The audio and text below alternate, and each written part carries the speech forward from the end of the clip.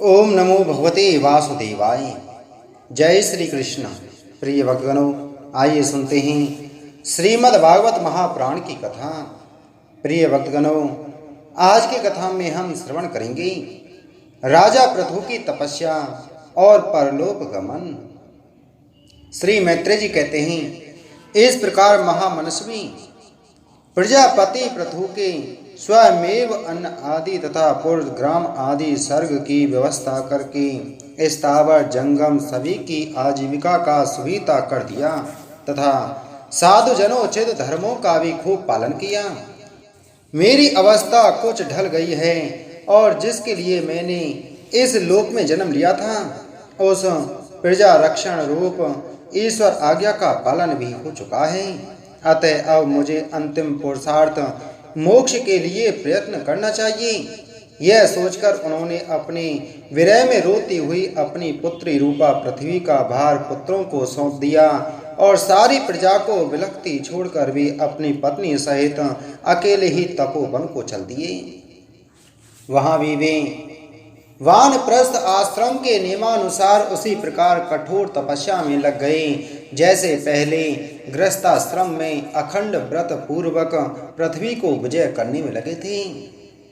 कुछ दिन तो उन्होंने कंदमूल फल खाकर बिताए, कुछ काल सूखे पत्ते खाकर रहे, फिर कुछ पखवाड़ों तक जल पर ही रहे और इसके बाद केवल वायु से ही निर्वाह करने लगे।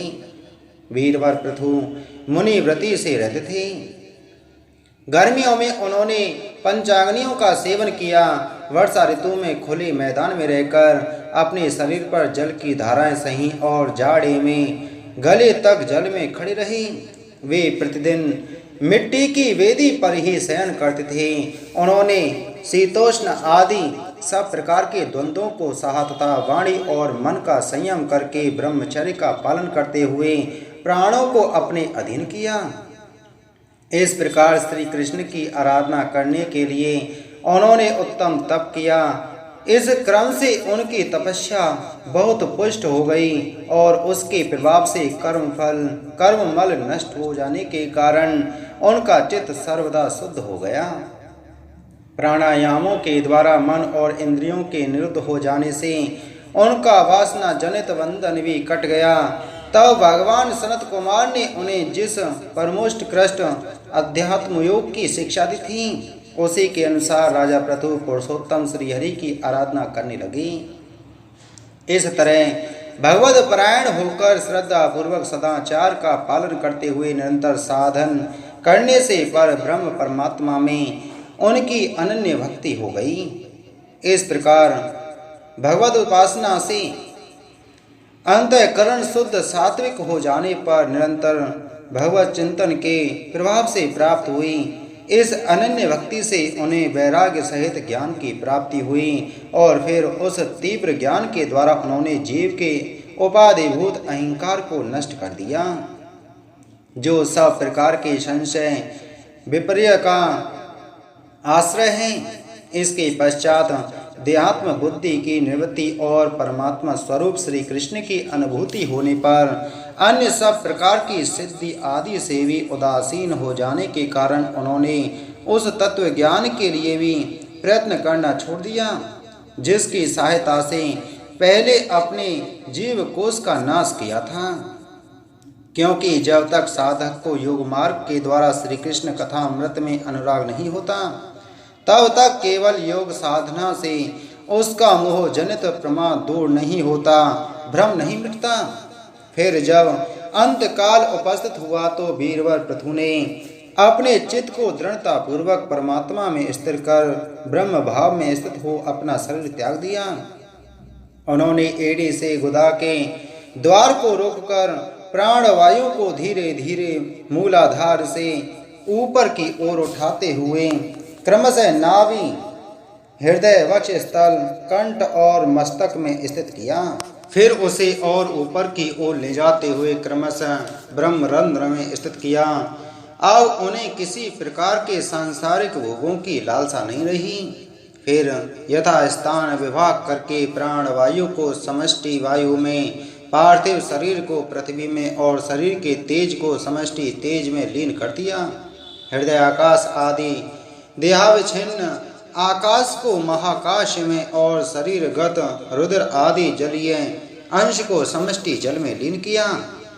इसी प्रकार फिर पृथ्वी को जल में, जल को तेज में, तेज को वायु में और वायु को आकाश में लीन किया।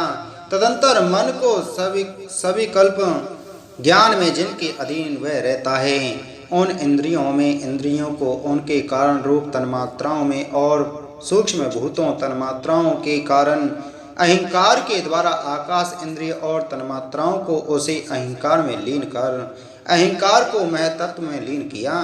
फिर संपूर्ण गुणों की अभिव्यक्ति करने वाली उस महतत्व को मायोपाधिक जीव में स्थित किया। तदंतर उस माया रूप जीव की उपाधि को भी उन्होंने ज्ञान और वैराग्य के प्रभाव से अपने शुद्ध ब्रह्म स्वरूप में स्थित होकर त्याग दिया।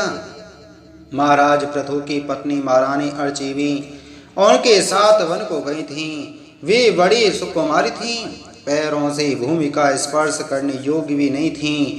फिर भी उन्होंने अपने स्वामी के व्रत और नियम आदि का पालन करते हुए उनकी खूब सेवा की और मुनि व्रति के अनुसार कंद मूल आदि से निर्वाह किया। इससे यद्यपि वे बहुत दुर्बल हो गई थीं, तो भी प्रियतम के कर स्पर्श से सम्मानित होकर उसी में आनंद मानने के कारण उन्हें किसी प्रकार कष्ट नहीं हुआ था। अब पृथ्वी के स्वामी और अपने प्रियतम महाराज पृथु की देह को जीवन के चेतना आदि सभी धर्मों से रहित देख उस सती ने कुछ देर विलाप किया।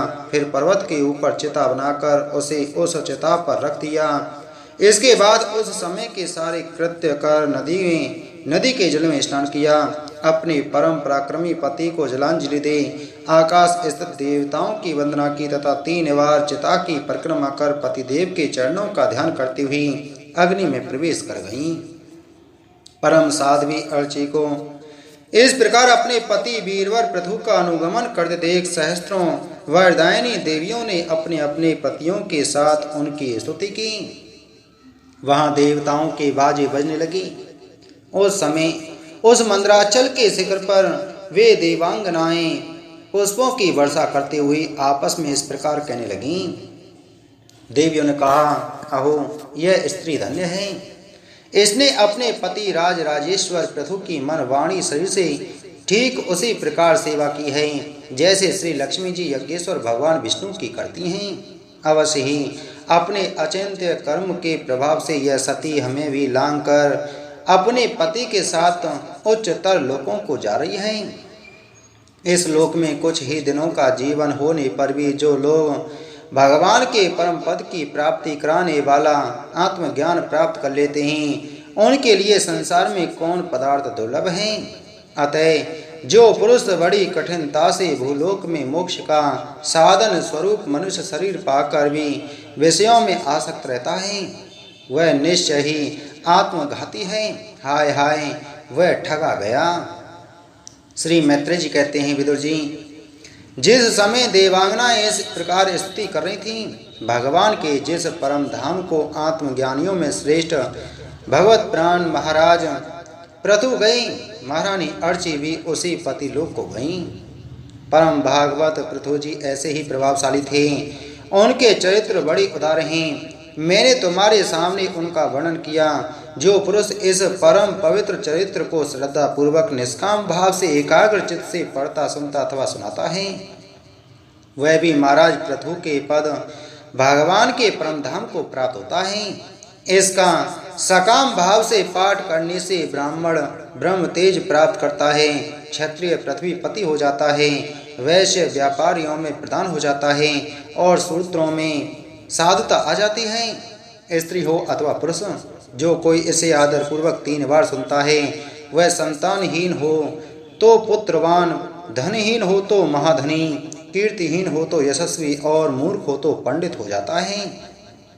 यह चरित्र मनुष्य मात्र का कल्याण करने वाला और अमंगल को दूर करने वाला है। यह धन, यश और आयु की वृद्धि करने वाला, स्वर्ग की प्राप्ति कराने वाला और कलयुग के दोषों का नाश करने वाला है। यह धर्म आदि चतुर्वर्ग की प्राप्ति में भी बड़ा सहायक है। इसीलिए जो लोग धर्म अर्थ काम और मोक्ष को भली भांति सिद्ध करना चाहते हों उन्हें इसका श्रद्धा पूर्वक श्रवण करना चाहिए। जो राजा विजय के लिए प्रस्थान करते समय इसे सुनकर जाता है उसके आगे आकर राजा लोग उसी प्रकार भेंटें रखते हैं जैसे पृथु के सामने रखते थे। मनुष्य को चाहिए कि अन्य सब प्रकार की आसक्ति छोड़कर भगवान में विशुद्ध निष्काम भक्ति भाव रखते हुए महाराज पृथु के इस निर्मल चरित्र को सुने, सुनावे और पढ़े। विदुर जी, मैंने भगवान के महत्तम को प्रकट करने वाला यह पवित्र चरित्र तुम्हें सुना दिया। इसमें प्रेम करने वाला पुरुष महाराज पृथु की सी गति पाता है। जो पुरुष इस प्रभु चरित्र का प्रतिदिन आदर पूर्वक निष्काम भाव से श्रवण और कीर्तन करता है उसका जिनके चरण संसार सागर को पार करने के लिए नौका के समान हैं उन श्रीहरि में सुदृढ़ अनुराग हो जाता है। इति श्रीमद्भागवते महापुराणे परमहंसा संहितया चतुर्थ स्कंदे त्रयोविंशो अध्याय संपूर्णम। बोलो श्रीमद्भागवत महापुराण की जय। बोलो श्री कृष्णचंद्र भगवान की जय।